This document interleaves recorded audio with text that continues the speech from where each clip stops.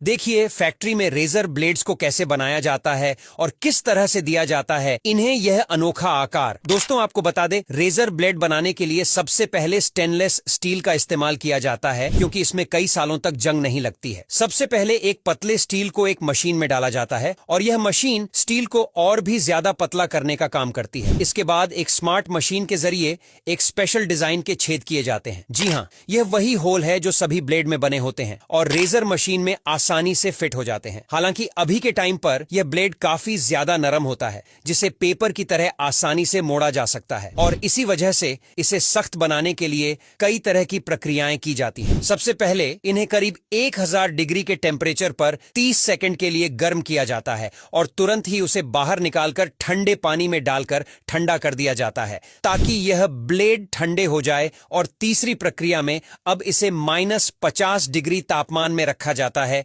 जिससे यह काफी ज्यादा सख्त हो जाता है। हालांकि अभी यह ब्लेड इतना ज्यादा सख्त नहीं हुआ है जितना ज्यादा यह ब्लेड इस्तेमाल करते वक्त होता है और इसीलिए ब्लेड को मजबूत और लचीला बनाने के लिए एक बार फिर से गर्म भट्टी से गुजरा जाता है, जिसको आप वीडियो में देख सकते हैं। भट्टी से निकलने के बाद रेजर ब्लेड को एक बार फिर से ठंडे पानी में डाला जाता है और एक स्मार्ट मशीन के जरिए इसके ऊपर कंपनी की ब्रांडिंग और लोगों को भी लगा दिया जाता है। और अब इस प्रक्रिया के बाद बारी आती है इन ब्लेड में मैन काम करने की, यानी कि इनमें धार करने की, जिसके लिए इन ब्लेड को एक मशीन में भेजा जाता है जो इनके दोनों किनारों को घिसकर काफी तेज कर देती है और वही एक दूसरी मशीन इन ब्लेड को खींचकर बिल्कुल साफ और चमका देती है। अब इसके बाद इन ब्लेड को काटने की बारी आती है जिसमें वहां पर एक मशीन इन ब्लेड को अलग अलग करके अच्छी तरह से कटती जाती है। अब अगली प्रक्रिया में ब्लेड की जांच की जाती है जिसके लिए कंप्यूटर द्वारा उसकी धार की जांच की जाती है और उसके बाद कई सारे ब्लेड को एक छोटी सी मशीन में रखकर यह देखा जाता है कि कहीं इसमें कोई भी कमी तो नहीं है